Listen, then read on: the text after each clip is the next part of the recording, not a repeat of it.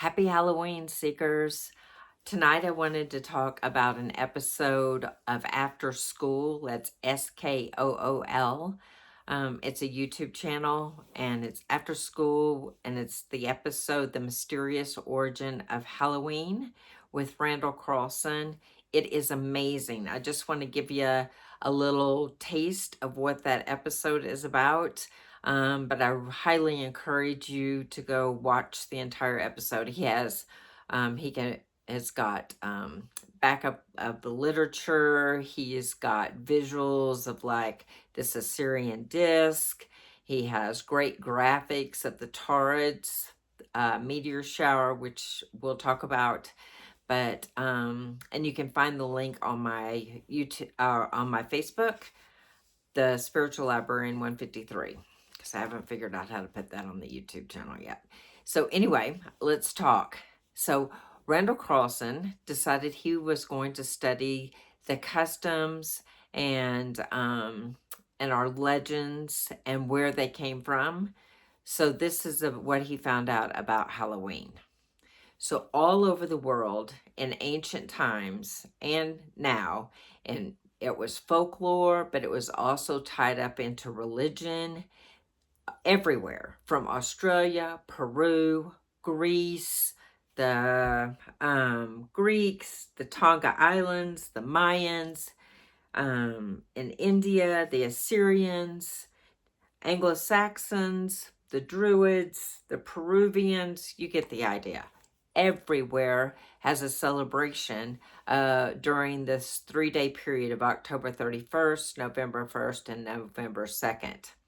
And so with these cultures that had never even met, supposedly, were all celebrating or honoring or recognizing is probably better. I don't think they're celebrating. You'll know why in a minute. But recognizing these 3 days with ceremonies and festivals. And what Randall Carlson found out, he went back and he found this work of Robert Edward Halliburton. He was an anthropologist, among other things. And he figured out that like the Egyptians and I think it's the Persians, their calendars used to start on November 1st, and that they had these 3-day celebrations, or again, recognitions, ceremonies. And those 3 days were tied to the memory and the legend of a great flood, as in Noah's type flood, right? In Samaria, the Sumerian texts, they have tablets and tablets and tablets about this flood and their occurrence. The Bible is a very condensed, couple of verses in the chapter about it, but the Sumerians have a long story about it. And all these other cultures, they also tied the that time period with the Great Flood. In fact, it was so bad that the Mayans would sacrifice a human, hoping that the gods would not come back and do and wreak that kind of havoc on the planet again. And some of the cultures, they called the comets broom stars, because they would come in and just sweep out the old and destroy everything, and then everything would have to be rebuilt. And what this ties, what's happening on these 3 days, these are the 3 days that the Taurid Meteor Shower peaks. And the Taurid Meteor Shower about 30,000 years ago, approximately, this comet called Comet Encke came into our orbit in our solar system. Most comets are affected by Jupiter, but Encke is not. It's affected by Earth. And so when it started breaking up, then there were meteor showers that look like they come out of Taurus, out of the shoulder out of the Pleiades are in the shoulder of Taurus. And so when you watch the Taurid Meteor Shower in November, it looks like it's just coming out. Actually, all those asteroids are moving parallel, but it's like when you look down a railroad track and it looks like it's going to a point, it has that same visual perception effect when we watch meteor showers when our planet goes through. So twice a year, Earth travels through the meteor stream, the meteorite stream, asteroid stream of the Taurids. And they can tell it's old because it's spread out. If it's a new comet, everything's still pretty much kind of clumped together and moving together in a narrow stream. But this is a wide stream. It actually takes us from October the 31st through November the 22nd, I believe, to get us totally out of that stream. But the peak is October 31st, November 1st, and November 2nd. So when we go through them in June, you can't see the asteroids coming because, and Randall's got great graphics for this because it's kind of confusing. But if in June, when we look towards those where the meteors are, then it is in the sun, so we can't really see it. However, in November, we're facing a different direction, and so we can actually see them coming at us. If you're familiar with the Tunguska event in 1908 in Siberia, there was an asteroid that blew up 5 miles above the surface of the planet, and it knocked 820 square miles of trees down. It just flattened them. And they said that it was the strength of a hydrogen bomb. And so, and that it was 150 feet. Now, some of the meteors that are currently in that meteor stream, they think that there's like up to 2,000 of them that are over a kilometer wide. So Randall said that would be like 1,000 hydrogen bombs going off if it hit. And also it depends. If it hits in water, it's different. If it blows up in the atmosphere, it's different than if it actually hits the earth. So there's a lot of variables there, but very destructive to say the least. And so there is, in our ancient culture, the meteor stream was more condensed, so it was probably a lot more of a vibrant and active visual for people to see. But I remember this growing up where they'd say that, comets were bad omens, and,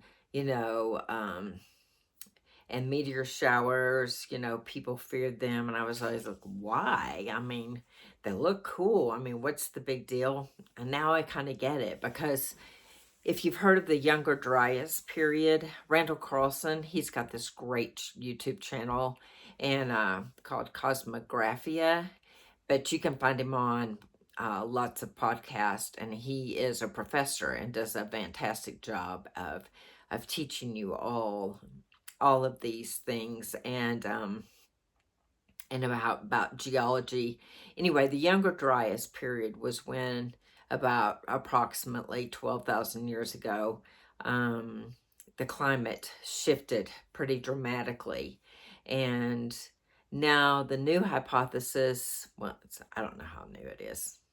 Anyway, I think I'm not even going to say a number. So there's a hypothesis that Randall Carlson and Graham Hancock are also working on.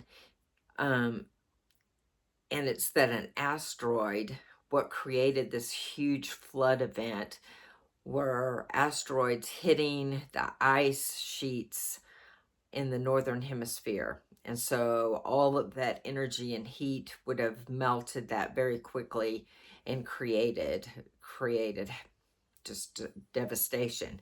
And they have found in the geologic record and the biologic record that during the Younger Dryas event, in that boundary, there is geological and biological evidence of fire and water destruction.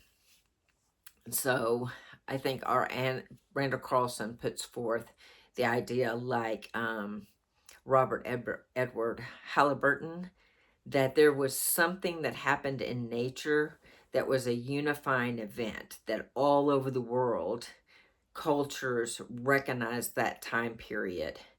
And I won't go off on this tangent, but I will say that, like when you have like Göbekli Tepe and Stonehenge and all these monolithic sites that are tied to astronomical things, maybe they were keeping such a close eye on the heavens because they were waiting for these asteroids to come back, and because they created such devastation. And, in Turkey, they have those underground caves that they found where tens of thousands of people could have lived. So it's during these kind of devastation events that get rooted in and can be traced back with the celebrations, the festivals, the honoring, or the customs around those particular time periods. So there's definitely something that happened that created worldwide recognition of the days October 31st, November 1st, November 2nd. Another day that is also really recognized worldwide by several of those same cultures is November 17th, and that's the peak of the Leonid showers. And so our ancestors, they knew to keep an eye on the heavens because it had rained fire. And some of the Mayan glyphs that they have show like a man, looks like he's just like skydiving to earth, and there's what are clearly like asteroids or falling stars coming down with him, and he was called the Lord of the Dead. And there's a tie also in that culture with rattlesnakes being tied to the Pleiades. So it's really, Randall does a fantastic job of laying this all out and putting all the puzzle pieces together and giving you graphics and source material where he got the sources. And so I just wanted to, in honor of the season, to recognize his work on that After Skool. And I believe, I could be wrong, but I believe that on his own channel, Cosmographia, that he does an even more extended version of this. But the After Skool version is really nice. It's about an hour and 15 minutes or so. And he gives a broad view of all of this. But I have heard him on other podcasts go into this into a lot of detail and depth, and it's worth checking out. Happy Halloween, seekers. See you next time.